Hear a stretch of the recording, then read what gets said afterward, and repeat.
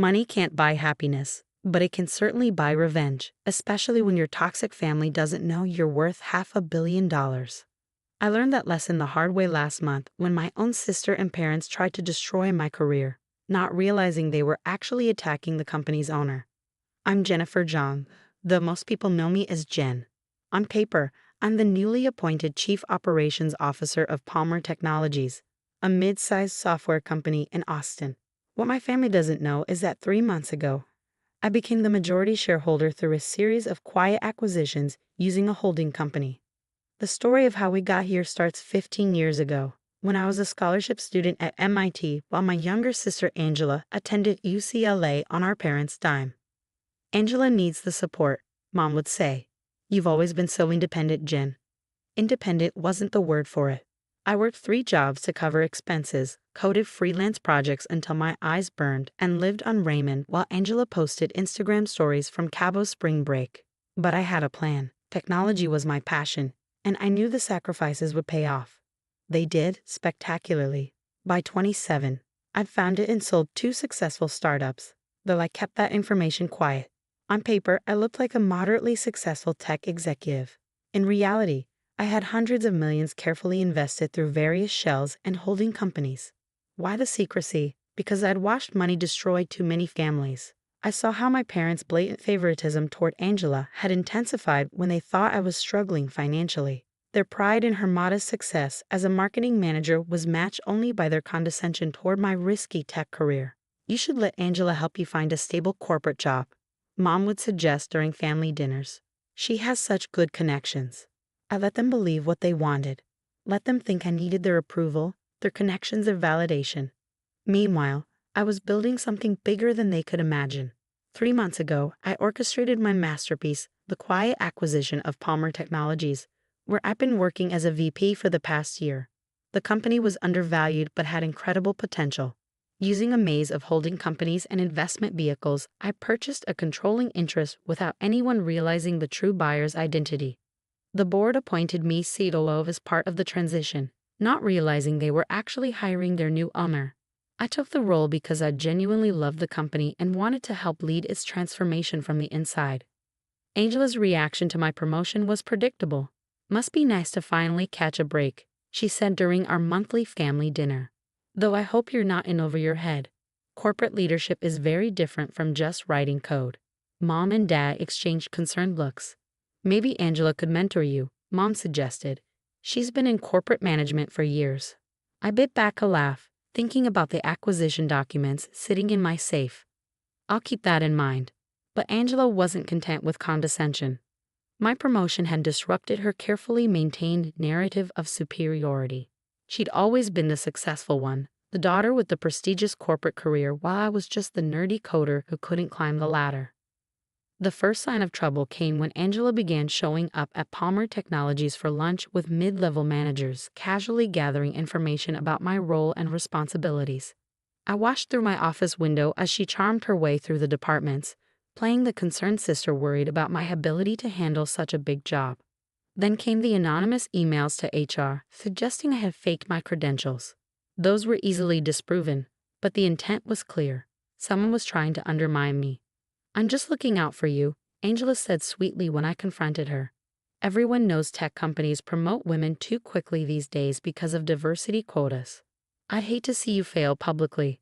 I let her play her games, curious to see how far she would go. The answer came yesterday in the form of a thick envelope delivered to the board of directors. Inside was a meticulously crafted dossier of evidence suggesting I had been embezzling company funds, falsifying reports, and engaging in insider trading. Bank statements had been expertly doctored, emails cleverly fabricated, all pointing to massive fraud orchestrated by the new COO. The board called an emergency meeting for Friday morning. Angela must have learned about it through her network of lunch companions, because last night she could barely contain her glee. "The board wants me there tomorrow," she announced at dinner, eyes glittering. "Apparently there's going to be a major leadership change. Mom, Dad, you should come too. For moral support." They agreed eagerly, though neither bothered to ask why I wasn't invited to this meeting about my own job. What my family doesn't know is that I spent the night in my home office, preparing my own dossier. Every lunch meeting Angela had conducted with my employees, every piece of personal information she had gathered under false pretenses, every manipulative email she had sent trying to gather dirt, all of it meticulously documented. More importantly, I finally prepared the documents revealing Palmer Technologies' true ownership structure. Tomorrow morning, my family will learn exactly who they've been trying to destroy. I should be angry. I should be hurt that my own sister would try to ruin my career, that my parents would happily attend my professional execution. But sitting here in my home office, surrounded by evidence of their betrayal, I feel oddly calm. You see, Angela's scheming has given me something invaluable. A perfect opportunity to address not just her sabotage, but decades of family dysfunction. Sometimes the most effective lessons come from letting people believe they've won, right up until the moment they realize they've lost everything. The board meeting is scheduled for 9 a.m. My family will be there expecting to watch my downfall. Instead, they're about to learn why you should never underestimate the quiet one who was just a coder. The stage is set, the players are in position, and for once, I'm looking forward to a board meeting. I arrived at the Palmer Technologies office early Friday morning, wanting to observe my family's grand entrance. Right on schedule, they swept into the lobby at 8:45 a.m. Angela in her power suit, mom and dad dressed for what they assumed would be their successful daughter's triumph over their failing one. "Is the board ready for us?" Angela asked the receptionist, practically vibrating with anticipation. Her smile reminded me of when we were kids, and she'd secretly broken my science fair project the night before judging. I watched through my office window as they were escorted to the main conference room. Board members filed in shortly after, looking appropriately grave. Everyone had received my instruction email about playing along with the initial proceedings. At precisely 9 a.m., I wheeled my chair back from my desk and headed for the conference room. Time to start the show. Marcus Chen, our board chairman, was mid-sentence when I entered. "These allegations against Ms. Zhang are extremely serious." "Sorry I'm late," I announced cheerfully, taking my usual seat. Angela's head snapped up, her perfect smile faltering. "Jen, this is a closed board meeting. You weren't invited," she hissed, shooting panicked looks at the board members. I smiled serenely. "Actually, I invited myself. You see, it's somewhat difficult to have a board meeting without the owner of the company." The silence that followed was absolutely perfect. Angela's mouth opened and closed like a fish out of water. Mom's carefully styled hair seemed to deflate along with her smug expression. Dad's face turned an interesting shade of purple. "What are you talking about?" Angela finally managed. "Palmer Technologies is owned by shareholders. It's a public company." "Correction," I said, nodding to my assistant who began distributing folders to everyone present. Palmer Technologies was a public company until 3 months ago, when it was purchased by Zhang Innovations Holdings. Would you like to guess who owns that? I watched realization dawn on the board members' faces as they reviewed the documents. Many of them had wondered about the recent buyout but hadn't known the identity of their new owner. "This is ridiculous," Angela sputtered. "You can't afford? You're just a coder?" I finished for her. "Yes, you've mentioned that. Repeatedly, along with many other things actually. Sharon, could you play the recordings, please?" My assistant activated the conference room's audio system. Angela's voice filled the room. "Look, between us, my sister's not qualified for this position. I'm worried she'll embarrass the company. Have you noticed any unusual transactions in her department?" Recording after recording played. Every lunch meeting, every manipulative conversation, every attempt to gather dirt on me. Angela sank lower in her chair as her careful scheme unraveled. "And then there's this," I continued, holding up the envelope she'd sent to the board. "Falsified evidence of financial crimes, forged documents, attempted corporate sabotage. Tell me, Angela, did you really think no one would verify these allegations before acting on them?" "I was trying to protect the company," she burst out. "You're not qualified for this role. You've never been the successful one, the smart one. I'm the one who deserves to be exposed for corporate espionage." I finished quietly, "to be reported to the SEC for attempting to manipulate stock prices with false allegations. To lose your own job when your employer learns about your actions." The blood drained from her face. Mom finally found her voice. "Surely you wouldn't do that to your own sister. Like she wouldn't try to destroy my career?" I turned to face my parents. Like you wouldn't come here to watch it happen. We were just supporting Angela. Dad protested weakly. She said you were in trouble. No, I cut him off. You were doing what you've always done. Assuming Angela knows best, that she has my interests at heart, that her success somehow makes her more worthy of support and respect. I stood up, addressing the board. I apologize for the theatrical nature of this meeting, but I needed everyone to understand exactly what we're dealing with. Ms. Zhang, Angela, has committed several serious crimes in her attempt to sabotage my position here. Her actions have exposed this company to potential legal and regulatory risks. Marcus Chen cleared his throat. What would you like us to do, Ms. Zhang? I sat back down, folding my hands on the table. First, I want it on record that the board has reviewed and dismissed all allegations against me as categorically false. Second, I want a formal letter sent to Angela's employer detailing her actions, including the recordings and falsified documents. Her attempts at corporate espionage should be part of her professional record. You can't, Angela shrieked. You'll destroy my career. Like you tried to destroy mine? I asked mildly. The difference is, these are real documents showing real actions you actually took, not fabricated evidence designed to frame an innocent person. I turned back to the board. I also want it noted that Angela Zhang and our parents are permanently banned from Palmer Technologies property. Any attempt to contact our employees or interfere with company business will result in immediate legal action. Jen, please, Mom was crying now, her mascara running. We're family. Family? I laughed, but there was no humor in it. Family supports each other. Family celebrates success instead of trying to destroy it. Family doesn't forge documents to get someone fired because their ego can't handle someone else's achievements. I pulled out one final document, a copy of my first company's acquisition agreement from 5 years ago. Do you want to know the real irony? I've been more successful than Angela for years. I sold my first company for $50 million when I was 27.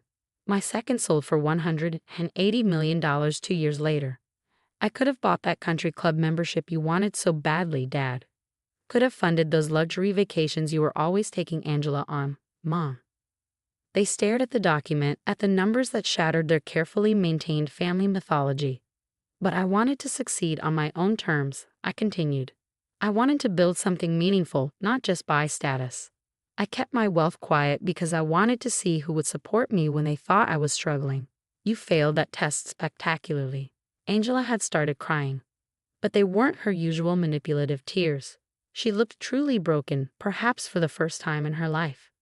You're firing me from my job, she whispered. No, I replied. I'm letting your own actions fire you, the same way you tried to do to me. The difference is you actually did what you're being accused of. I stood up again, gathering my papers. The board meeting is adjourned. Marcus, please ensure all the documentation is properly filed. Mom, Dad, Angela, security will escort you out.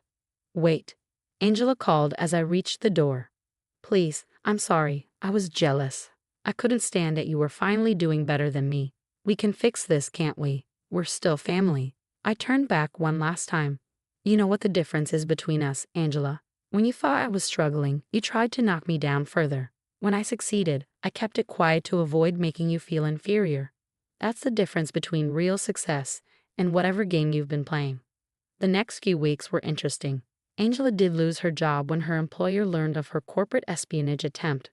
Mom and Dad's friends at the country club suddenly developed a new respect for their other daughter when the truth about my success leaked out.